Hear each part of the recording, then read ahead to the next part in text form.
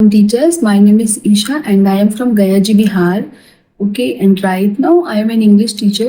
ठीक है, मैं आपको बताती हूँ that I also appeared for KVS PRT exam TL2 and like as we all have been waiting for the results. So what are the things which I am doing right now? Like बहुत time हो गया. I think it's been 3 months कि exam हो चुके हैं and we haven't got our results. Okay, so what are the things which I did? And what are the things which I have thought to do after the declaration of results.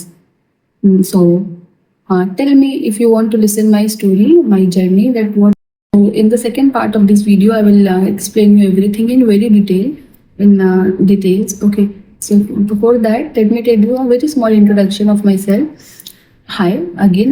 Let me tell you my name. My name is Isha, and I am from Gaya ji Bihar.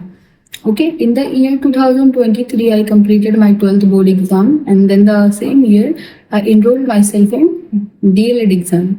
Okay, and my DLED session was 2023 to 25, and the very next year, means in the year 2024, I completed my CTET paper first with 117 marks. So if you want to know what I am gonna do for the results and other things, just tell me and comment. Hello guys, I am Isha.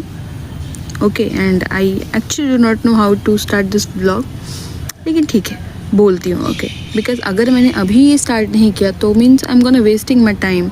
I don't want that. Okay, मैं एक school teacher थी, fine, and I started teaching when I was 17 years old. When I had passed my class 12. That time I started teaching. मतलब मैं 11th में ही थी. Then only I joined a school, a nearby school in my locality. मैंने अपने locality में एक school join किया and then वहाँ पे मैंने work किया. Like I worked there for 1.5 year, like 2 year almost. Okay, मैंने 2-1.5 साल तक वहाँ पे काम किया and then I changed my school. अब सुनना कि मैं ये सब आपको क्यों बता रही हूँ.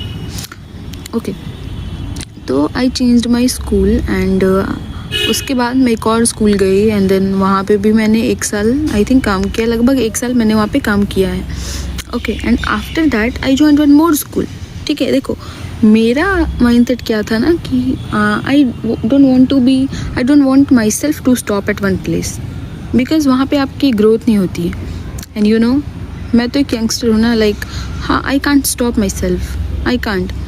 अगर मैं एक जगह पे रुक जाती तो लाइक मैं आपको बताती हूँ, when I had join my that first सबसे पहली बार जब मैंने 11th के साथ ही जब वो स्कूल ज्वाइन किया था तो I was being paid I think like मुझे अभी भी याद है 5500 वॉज माई फर्स्ट सैलरी जब मैंने वहाँ ज्वाइन किया. Okay, and after a few days like कुछ महीनों के बाद 2 से 3 महीनों के बाद ही इंक्रीज्ड माई सैलरी. ओके, क्यों इंक्रीज़ किया? Because he must have seen some potential in me. And जब मैंने वहाँ ज्वाइन किया था तो मैंने जूनियर क्लासेस के लिए लाइक 1 to 5 के लिए ज्वाइन किया था. But then he upgraded me, the manager there, the director, school director, उन्होंने मुझे अपग्रेड किया थोड़ा एंड मैं 6 to 8 सीनियर्स को क्लासेस लेने लग गई वहाँ पे. मैंने फिर मेरी सैलरी 7,000 लगभग हो गई थी वहाँ पे. ठीक है, 7,000. एंड देन आई मतलब उस समय तो मैं उस क्लास 11 में थी ना. मैंने 12th भी उसी स्कूल में रह के मैं पढ़ाती थी 6 to 8 के स्टूडेंट्स को इंग्लिश. एंड देन वहीं पे रह के मैंने अपना मतलब मैंने सोचा कि अगर मुझे इसी फील्ड में रहना है तो I must pursue some degree, teaching degree तो होनी चाहिए ना. अगर मैं इसी फील्ड में रहना चाहती हूँ फॉर अ लॉन्ग टर्म तो मैंने एक कोर्स करने का सोचा, DLED. फाइन, मैंने देखा कि जिस दिन मेरा 12th का पेपर था उसी दिन, एग्जैक्टली उसी दिन, फाइन, मतलब जब 12th का पेपर मेरा ख़त्म हुआ, मैं एग्ज़ाम दे के घर आई सेंटर से, तो one of my cousin he told me कि आयशा मतलब एक फॉर्म आया हुआ है, उसके लिए आपको एंट्रेंस देना पड़ेगा एंड देन मतलब आप फिर DLED 2 years का कोर्स है, आप उसमें इनरोल हो जाओगे.